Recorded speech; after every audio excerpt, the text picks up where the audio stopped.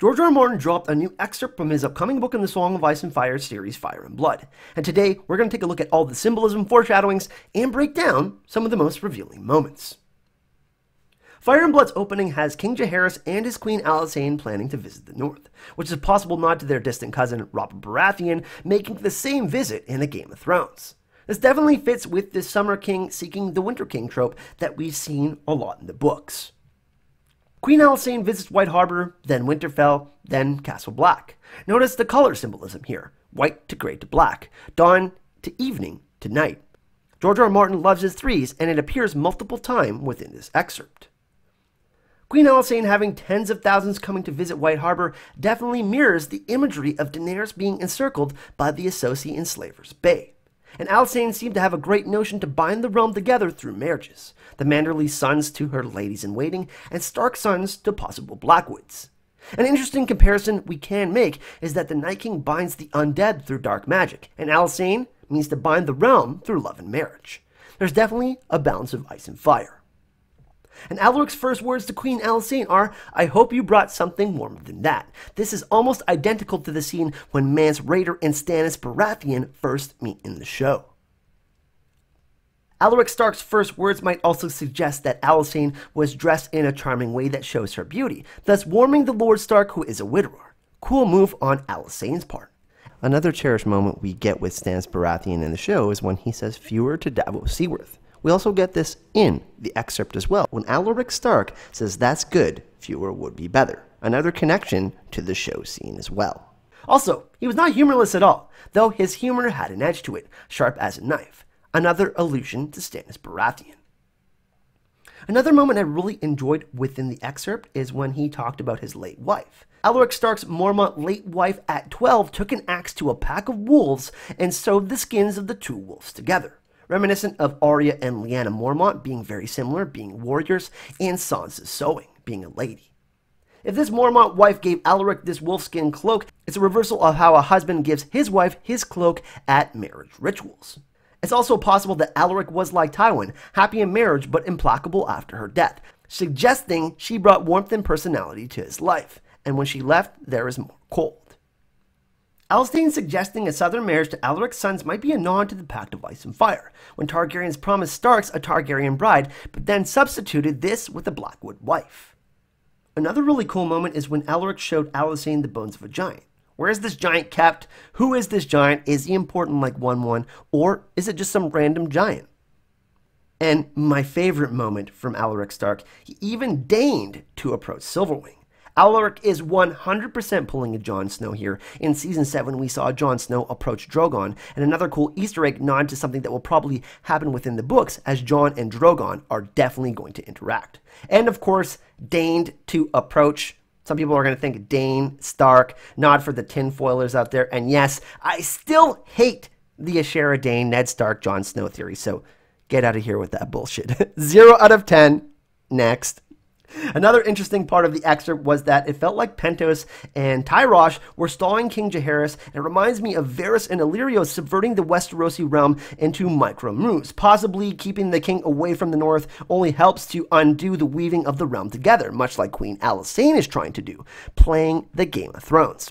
Of course, we see less of this in the show with Varys because he is supporting Daenerys, but there are some interesting possibilities here because negotiations definitely take a while, it seems. And on to my favorite part of the excerpt, featuring everything with the Night's Watch. One thing that we need to point out is that the Night Watch had so many more men than modern-day Castle Black. Lord Commander Burleigh had 800 of his best men, which suggests there was a massive number of men at Castle Black alone. As dawn broke the next day, Lord Burleigh took her grace to the top of the wall. Here the world ends, a clear illusion that the wall is a barrier to what lies beyond, the unknown, or in this case, is connecting to imagery of the cold and the underworld. This is a cool representation that the wall is very much like the Bifrost Bridge in Norse mythology that is connected to the Ice Realm, the different Fire Realms, and the realms of the Aesir and the Vanir. We also get more with Queen Alysanne when she went white to gray to black. White Harbor dawn was full of tens of thousands of live, which suggested there was life there. Winterfell evening only had Alaric and his sons approaching Queen Alysanne, and Castle Black night with the haunted forest represents the underworld, heaven and hell, and the dark symbolism. More ice and fire symbolism throughout the excerpt. And some other interesting things we should also mention is that the Night's Watch has poor fellows and warrior sons, and they also feasted on a mammoth. Queen Alysanne very much enjoyed herself, saying it was a great meal with delicious beer. The way George describes this moment highlights that George is a master when he's being descriptive. I wanted to be there and also felt like I was there at the same time. Silverwing was also mentioned quite a bit within the excerpt. Silver was mentioned to slay wargs. Tywin commissioned 1,000 silver swords to fight Robb's warg army. Also, Alaric approaches a gray beast on a field of white, similar to the gray direwolf sigil on a field of white. Lots of more symbolism here. Her Grace landed at Last Hearth and several small keeps and holdfasts. One of these later was named Queen's Crown, where Bran, Jojen, Mira, Hodor, and Summer stayed. We saw that in the show as well in the books. Alysanne was also allowed to rummage Alaric Stark's library, as Tyrion Lannister also did, which could be an illusion that Tyrion is also a Targaryen.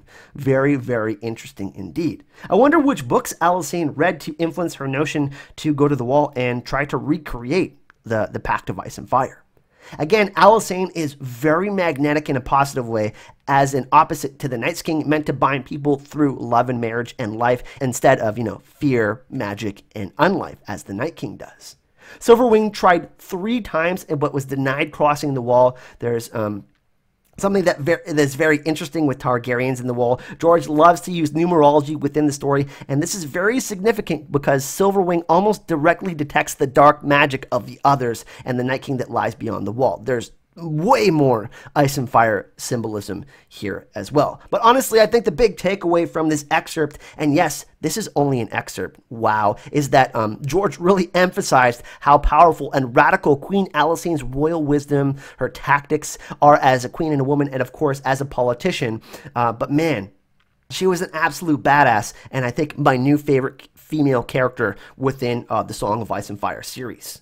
Her holding a woman's court really touched my heart and made me think of how in a dark world this would help our mothers, sisters, daughters, and lovers fend off the cruelty of evil men and inaction of indifferent men. Many a man, highborn and lowborn, were sweating and rethinking their many sins as the queen held her courts.